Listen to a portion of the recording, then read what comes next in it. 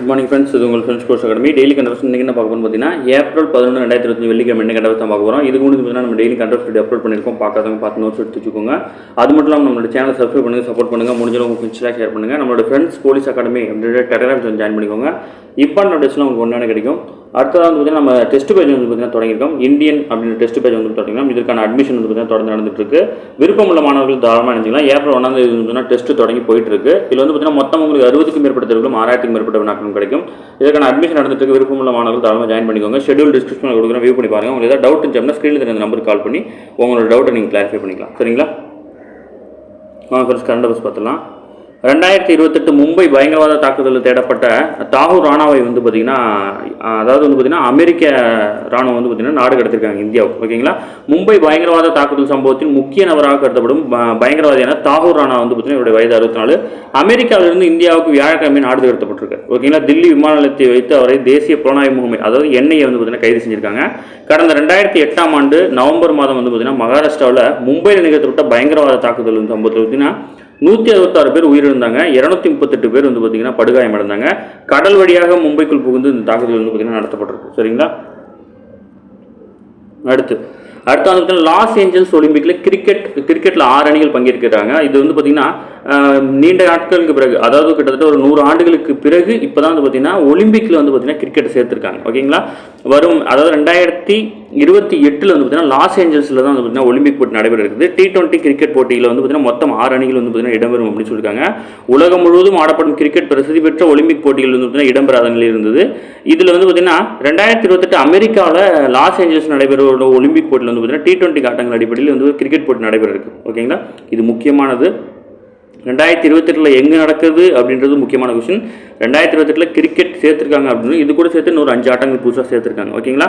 கடைசியாக 1900 தான் வந்து பார்த்தீங்கன்னா பாரிஸில் நடந்த ஒலிம்பிக்கில் கிரேட் பிரிட்டன் பிரான்ஸ் இடையே கிரிக்கெட் போட்டிகள் வந்து நடைபெற்றுச்சு.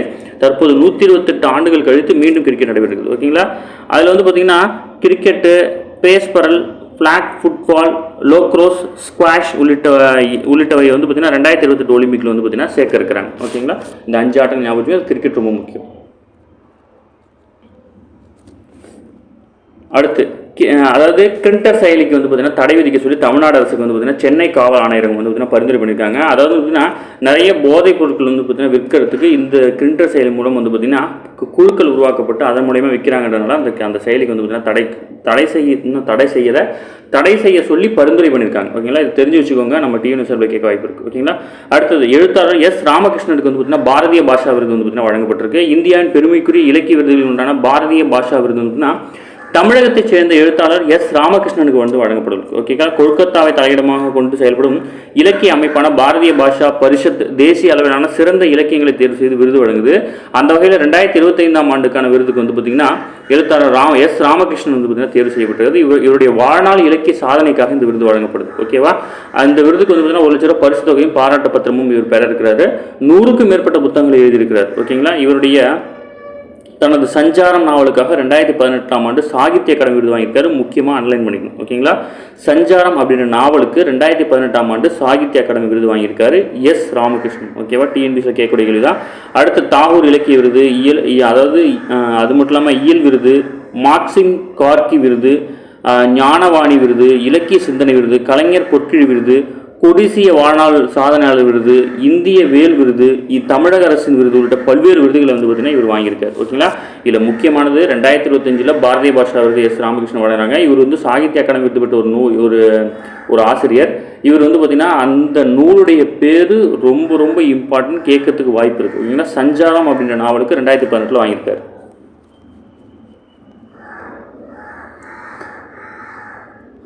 அடுத்து நம்ம டெய்லி பார்க்குறது தான் ஆளுநர் வந்து பார்த்திங்கன்னா முடிவெடுக்காமல் வைத்திருந்த பல்கலைக்கழகங்கள் தொடர்பான 10 மசோதாக்களும் மாநில அரசால் மீண்டும் அனுப்பப்பட்டவை. அவற்றுக்கு அனுமதி அளிக்காமல் குடியரசுத் தலைவருக்கு அனுப்பியிருந்தால் ஆளுநர் RN ரவி ஒப்புதல் வழங்காமல் காலதாமதப்படுத்தப்பட்ட அந்த 10 மசோதாக்களும் ஒப்புதல் அளிக்கப்பட்டதாக கருதப்படுகிறது அப்படின்னு சொல்லிட்டு அரசியலமைப்பு 142வது பிரிவின்படி உச்சநீதிமன்றத்துக்கு வழங்கப்பட்டுள்ள சிறப்பு அதிகாரத்தை பயன்படுத்தி உத்தரவு பிறப்பிச்சிருக்காங்க. ஓகேவா? அதாவது உச்சநீதிமன்றம் வந்து பார்த்தீங்கன்னா ஒரு மசோதா மீது வந்து பார்த்தீங்கன்னா ஆளுநர் முடிவெடுக்காத போது அவங்களுக்கு வந்து பார்த்தீங்கன்னா ஆர்டிகல் 142 வந்து பார்த்தீங்கன்னா சிறப்பு அதிகாரம் வழங்குது. இந்த அதிகாரத்தை பயன்படுத்தி இந்த மசோதாக்கள்லாம் வந்து பார்த்தீங்கன்னா நிறைவேறினதாக வந்து பார்த்தீங்கன்னா உச்சநீதிமன்றம் வந்து அறிவிச்சிருக்கிறாங்க. ஓகேவா?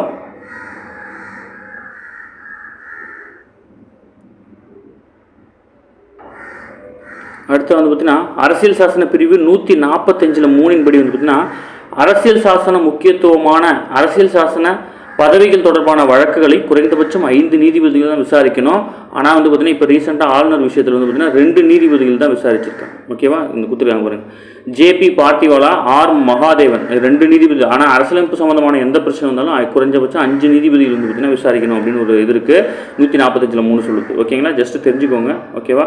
அடுத்தது பாதுகாப்பு சவால்களை சந்திக்க தயார் நிலையில் இருக்க வேண்டும் அப்படின்னு சொல்லிட்டு மத்திய அமைச்சர் ராஜ்நாத் சிங் தெரிவிச்சிருக்காரு. அதாவது பார்த்தீங்கன்னா நீலகிரி மாவட்டம் குன்னூரில் இருக்க வெலிங்டன் முப்படையில் உள்ள முப்படை அதிகாரிகள் பயிற்சி கல்லூரியில் பட்டமளிப்பு விழாவில் வந்து பார்த்தீங்கன்னா பேசும்போது சொல்லியிருக்காரு. அது மட்டும் இல்லாமல் இதற்கு இராணுவத்தில், அதாவது நவீனத்தை பயன்படுத்தி வரும் இந்த இராணுவத்தில் மேலும் விரிவுபடுத்த 2025ஆம் ஆண்டை சீர்திருத்தங்கள், அதாவது சீர்திருத்த ஆண்டாக கடைபிடிக்க பாதுகாப்பு அமைச்சகம் முடிவு செஞ்சிருக்காங்க. முக்கியமான விஷயம். ஓகேங்களா, இந்த 2025ஆம் ஆண்டை ராணுவம் எப்படி கொண்டாடுது அப்படின்னா சீர்திருத்தங்கள் ஆண்டாக வந்து பார்த்தீங்கன்னா கொண்டாடுறாங்க. ஓகேங்களா.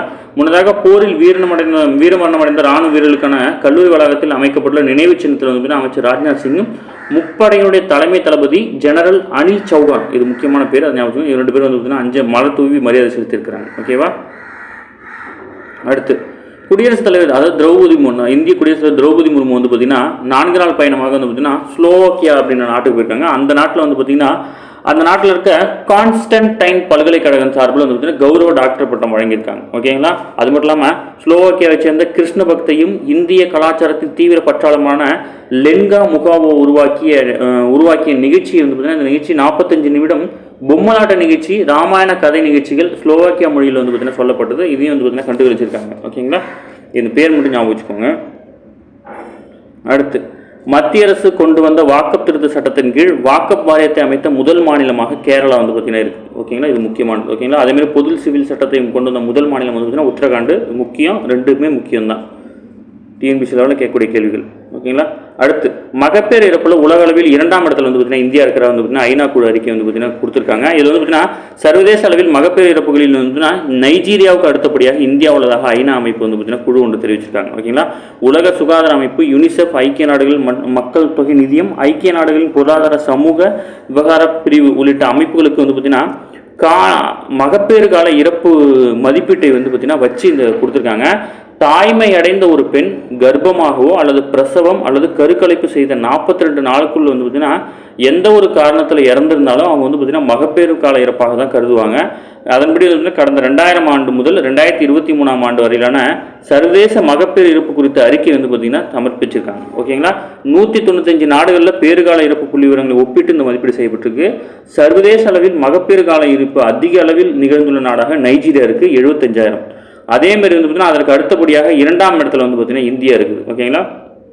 பேறுகால இறப்புகளில் 75% அளவு வந்து பார்த்தீங்கன்னா கர்ப்பகால பராமரிப்பு நிர்வகிப்பது காரணமாக வந்து பார்த்தீங்கன்னா ஏற்படுத்தி சொல்லியிருக்காங்க. இதுக்கு வந்து பார்த்தீங்கன்னா இந்தியா வந்து பார்த்தீங்கன்னா கண்டனம் தெரிவிச்சிருக்காங்க. ஓகேங்களா. நைஜீரியாவோட மக்கள் தொகை வேறு, இந்தியாவோட மக்கள் தொகை வேறு. அப்போ வந்து பார்த்தீங்கன்னா இதை நீங்கள் கம்பேர் பண்ணி பார்க்கக்கூடாது அப்படின்ற மாதிரி சொல்லியிருக்காங்க. ஓகேவா.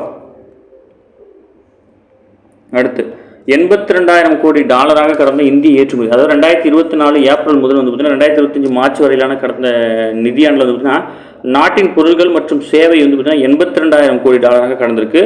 முந்தைய 2023-24 நிதியாண்டு ஒப்பிடுகையில் வந்து பார்த்தீங்கன்னா சுமார் 6% அதிகமாக இருக்குது. ஓகேங்களா. ஓகே ஃப்ரெண்ட்ஸ், இன்னைக்கு கண்டவர்ஸ் அவ்வளோதான். இதை தாண்டி எதுவுமே கேட்க வாய்ப்பில்லை. டெய்லி கண்டவர்ஸ் டெய்லி பார்த்துருங்க. அப்போ தான் வந்து வீக்லி படிக்கும்போது உங்களுக்கு ஈஸியாக இருக்கும். நம்ம சேனல் சப்ஸ்கிரைப் பண்ணுங்கள், சப்போர்ட் பண்ணுங்கள், முடிஞ்சளவு ஃபியூச்சரில் ஷேர் பண்ணுங்கள். நம்மளோட ஃப்ரெண்ட்ஸ் போலீஸ் அகாடமி அப்படின்ற டெலிகிராம் சேனல் ஜாயின் பண்ணிக்கோங்க.